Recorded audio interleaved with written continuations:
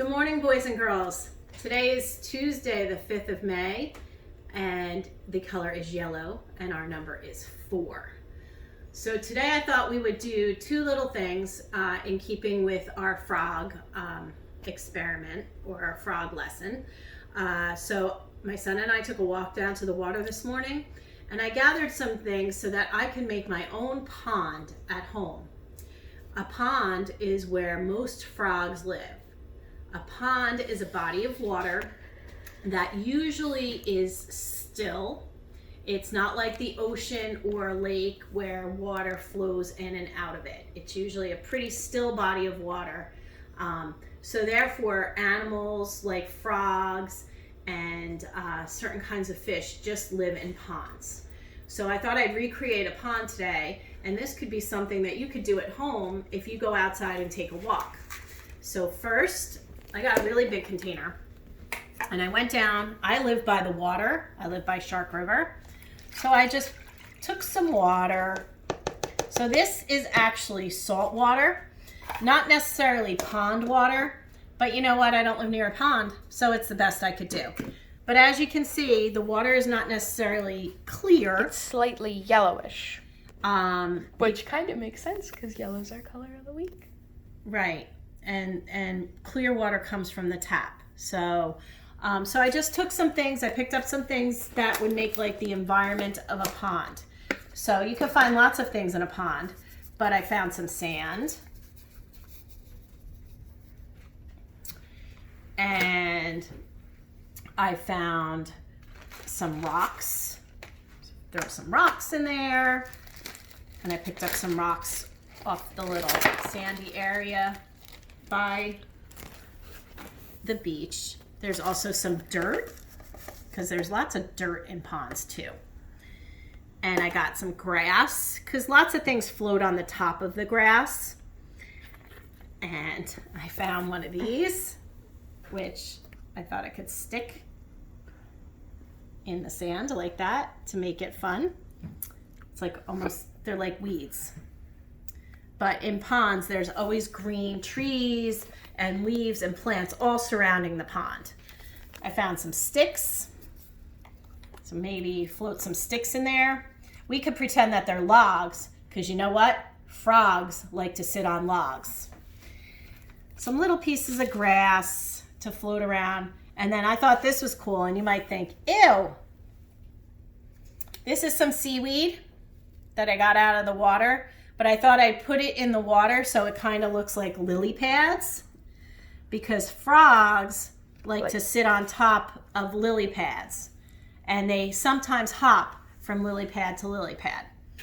So there's my homemade pond. What do you think? Do you think maybe you can do something like that at home? It's kind of fun. What I really would like to do is have a frog live in there. And I might get us a frog. We're still waiting to see if a friend of mine can find us a frog. So here's a couple things about frogs that maybe you knew and maybe you didn't know. Yesterday we talked about the life cycle of a frog. So if you remember, frogs start from eggs, and then they become tadpoles, first with 2 legs and then 4 legs, our number of the week. Then they become froglets, and then they become adult frogs. So one cool thing about frogs is that they don't drink anything. They're not like us that drink water or drink juice, or even dogs or cats that need to have a bowl of water or milk. Frogs drink through their skin. So they absorb water through their skin, and that's how they drink. So that's why they like to live in like a pond area. Another reason that frogs' eyes, if you've noticed, they're on top of their head and they kind of stick off the top of their head. The reason that their eyes are there is because lots of times frogs are submerged in the water, but their eyes are not, so that they can look around and see if anybody's going to come and hurt them, or they can watch for food. When frogs do lay their eggs in the beginning for the frog cycle, you want to know how many they lay? It's not 1, it's not 2, it's not even 5. It's like 4,000 eggs. That is a lot of eggs. But they don't all live, but that's why they have to have so many eggs. So a cool thing, remember we looked at our frog, and when he developed, he had shorter front arms and really long back legs that were like curved like this. That's so that they can jump. And frogs can sometimes jump 20 times how big they are. So if you have a frog this big, it can jump 20 times. Count the number 20. And that's how far he can jump in one leap. Isn't that cool? Imagine chasing a frog and watching him jump, and you have to keep chasing him. That's a lot. You'd be running all day. So there's lots and lots of different kinds of frogs that live in this world. There's big frogs, there's little frogs. The biggest frog is called a Goliath frog. Can you say Goliath? A Goliath frog lives in Africa, and he grows to be as big as a foot, which is this big. Can you imagine seeing such a big frog? I'd be a little scared, would you? And then the smallest frog could be this big, and those are called miniature frogs. They also live in Africa. So the little frogs have to be careful that they don't get gobbled up by other animals, for lunch. And the last thing about a frog, which is really cool, we talked about his long tongue yesterday, and it's red, and you know what? It's really sticky. It's like glue. And the reason it's sticky is so when he goes to catch his animals or insects or flies, the flies stick to his tongue. So he could go and eat them up and go ribbit, ribbit. So that's all my fun facts and about my frog and the ponds. We're gonna move this over really quickly like this, and we're gonna just visit our caterpillars, because guess what we're doing today, guys? We're gonna move our caterpillars to their net. Because they're in their cocoons. They're in their cocoons, and we have to be very, very careful.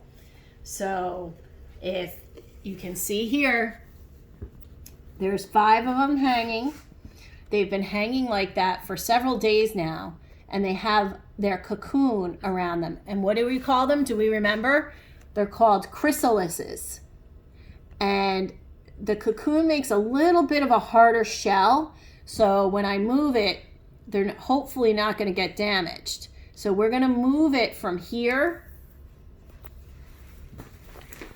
into here, and we're going to set the lid in here. So are we ready? Because after we do this, we just have to wait a couple days, maybe a week, and then we're going to have beautiful butterflies. And then are we going to have to let them go? Yes, we're going to have to let them go, because you don't keep butterflies as pets.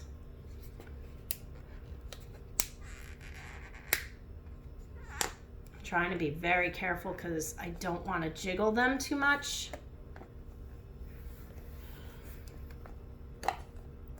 All right, so here we go. They're wiggling. So we have to take the lid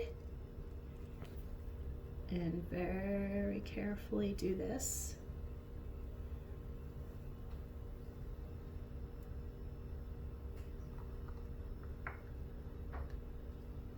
I'll put them here. So I don't know if you can see. They're attached at the top. See, he's moving. That wasn't me moving him. He's moving because he might be ready to hatch. And they're attached at the top where their head would be.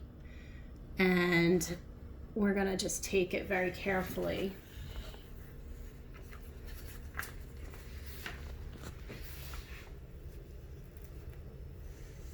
And put them down in here. And then we're going to zip this up. And then we basically just wait. And we have a little hole in there that I'm going to tape up later because we don't want them to get out of here. And then when they hatch and they become butterflies, I'm going to ask my neighbor who lives next door that has a beautiful garden, and she has a butterfly plant which attracts butterflies. So I'm going to ask her if we can let them go over by her beautiful butterfly plant. So that's all I have for you today, guys.